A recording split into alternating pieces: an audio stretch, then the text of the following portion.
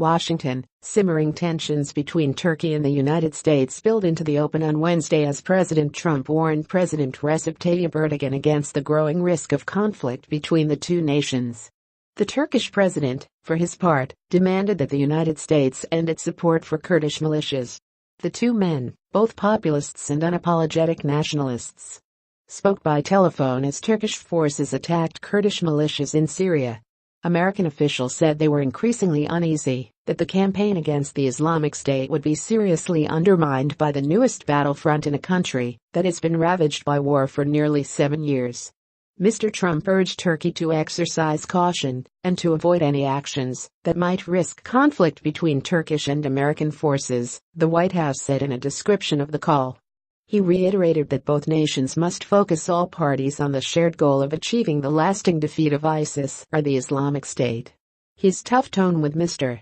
Erdogan was an abrupt reversal from a White House briefing just a day earlier, where senior administration officials suggested that the United States would side with Turkey, a NATO ally, in disputes with Kurdish forces that have fought the Islamic State with direct support from Washington. Turkey has fought for decades against Kurdish insurgent groups that Ankara considers terrorist threats.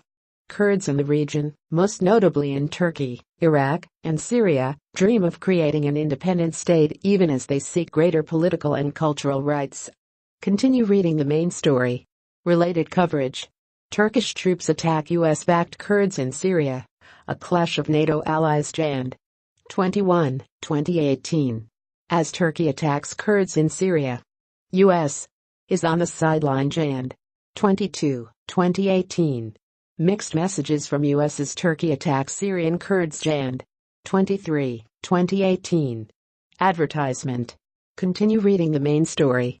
In a speech on Wednesday, Mr. Erdogan said there was no difference between the Islamic State and Kurdish militias, and questioned the humanity of those who accuse Turkey of being an invader and support an organization that has the blood of tens of thousands of innocent children, women, elderly people and innocents on its hands. The shift in tone at the White House grew out of what officials described on Wednesday as frustration over months of failed efforts to mollify Mr. Erdogan, including changes in military strategy and reassurances about Kurdish intentions on the battlefield. And it marked the end of a year of wooing of Mr. Erdogan, whom Mr. Trump has repeatedly praised despite the Turkish leader's authoritarian crackdown at home. In Syria, a Turkish warplane launched a shell that fell near the northern city of Manbij, where United States troops have been training and equipping Kurdish forces that are holding the strategic city. American officials are increasingly worried that a wide-scale attack on Manbij would bring troops from the United States and Turkey into direct conflict. The shell fell in an empty place. It didn't cause any damage, said Sherfan Darwish, a spokesman for the Manbij Military Council. In general, the fronts are quiet. The main brunt of an ongoing Turkish attack targeted the Syrian border town of Afrin, which is controlled by Kurdish forces. The United Nations said the recent fighting had displaced at least 5,000 people in and around the Afrin district. Of the area's 323,000 residents, only some of whom are Kurds, more than a third have been displaced from elsewhere in Syria. In one video posted online, an Afrin resident stood beside his destroyed house and cursed the Turkish president. The Turkish attacks led Kurds in Syria and elsewhere to worry that the United States would again abandon them. They harked back to massacres of Kurds in Iraq by the former dictator Saddam Hussein, including a 1988 chemical weapons attack in Halabja that killed 5,000, that they say Washington either failed to prevent or was complicit in covering up. Nasreen Abdallah, the spokeswoman for the Kurdish Women's Union, described the situation in Afrin as miserable and said the Turkish bombing campaign against civilians there was intensifying. She blamed the Americans. For 5 days Afrin is being brutally attacked. We didn't see any movement by the Americans, Ms. Abdallah said, adding, I wish the U.S. would take a clear position, at least on the humanitarian level. Even as the White House has sought to strike a balance between Turkey and Kurds in Syria, the Pentagon has maintained its support for the Kurdish militias it has fought with in eastern Syria.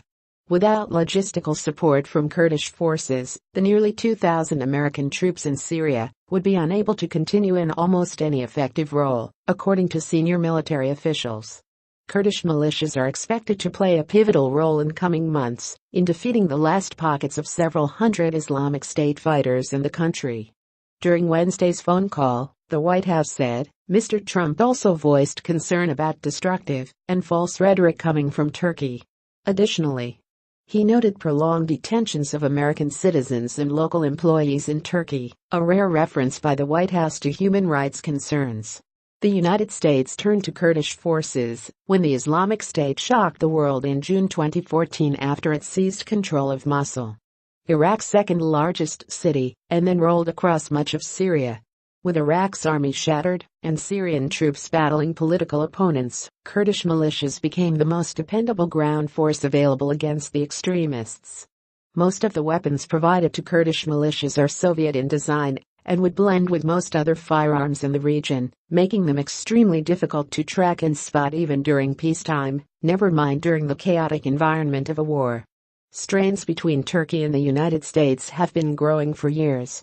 They accelerated after a failed 2016 coup attempt in Turkey led Mr. Erdogan to tighten his grip on the nation and ramp up rhetorical attacks on the United States and Europe.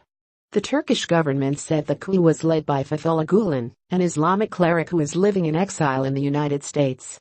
Both countries view the fight against the Islamic State as important, but tensions have begun to resurface as the battle against the Islamic State appears to be near an end.